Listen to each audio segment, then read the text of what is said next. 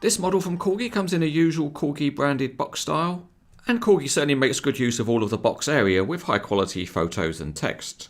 Inside the box there's the usual couple of cards, and one of them's a collector card which gives information about the livery and a unique serial number for the model. This Mercedes-Benz Actros and tanker is in the colours of William Nicol and has been made in a production run of 1,000 models. William Nicol is a Scottish company founded in 1935 and based in Aberdeen, and it specialises in the movement of liquids in bulk.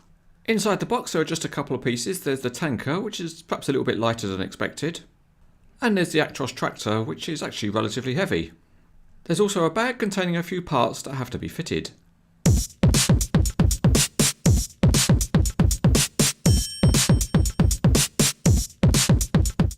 Inside that bag are various door mirrors and aerials, and they're all easy enough to fit as they just fit into the preformed holes in the cab. Although Corgi provide the mirrors as separate parts to be fitted by the collector, model truck makers seem to be fairly evenly split on the issue. Some others fit all of the mirrors and aerials in the factory, and presumably one of the reasons for providing all of the parts separately is to avoid shipping damage.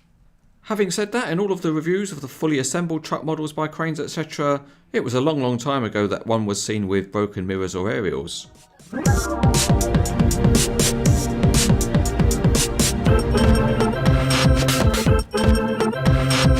Looking underneath, the Actros chassis is simply modelled.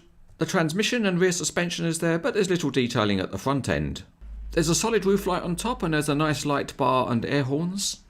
The detailing on the rest of the Actros cab is very good, with colour-coded door mirrors and a convincing looking grille at the front. But the nicest aspect of the tractor is the really nice paint job and the excellent small graphics.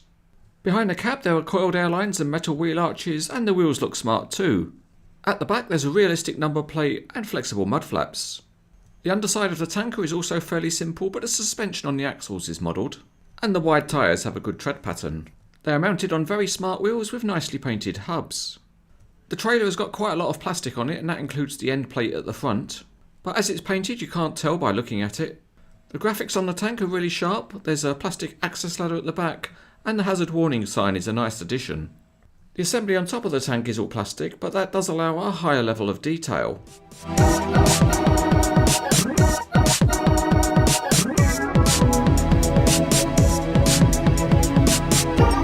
Out on the Cranes etc. motorway, the Actros gives a smooth ride, and it's helped in that by having a relatively heavy weight. However, there's no working suspension on any of the axles, and there's no working steering either. The trailer functionality is also at a simple level. The wheels spin freely and they're joined on common axles, and there's just a hint of up and down movement rather than suspension. Towards the front there's cam feet on the legs, and they can be rotated, but it doesn't make much difference to the height of the feet. It's time to join up the tractor and trailer, and although the tractor has coiled airlines, there's no receptor on the trailer for them. So at least that avoids the fiddly job of trying to plug them in. Joining the tractor and trailer is easy, with the kingpin just dropping straight into the hole in the fifth wheel. Even someone drinking the contents of the tanker could do it. One interesting question is, how much can a tanker like this actually hold? Well, it's a little bit hard to judge, but you should be able to get, a glass and a half? As usual for a Corgi model, the functionality count is low.